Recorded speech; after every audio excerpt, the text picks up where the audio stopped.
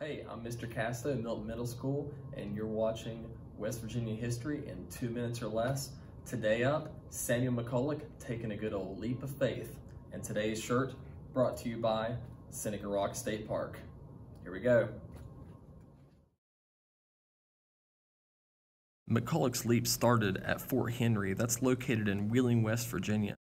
This siege at Fort Henry was on September 1st, 1777, and it was led by the Wyandot, Mingo, and Shawnee Indians. The fort was built in 1774, and it had 17-foot tall walls.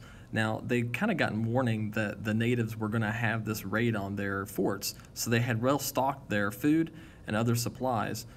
During this time period, whenever an attack was imminent, oftentimes people from that area would take shelter inside of whatever fort was nearby, and this was no different whenever the 300 to 400 Indians showed up, aided by the British with new weapons. After almost an entire day of sieging the fort, they resorted to burning the animals and the homes outside the fort. It was around this time that Major Samuel McCulloch showed up with some other people from Brooke County to help with this situation. When McCulloch showed up, the plan was to open the fort doors and let him inside, but things did not go as planned when the natives surrounded them and he had to flee.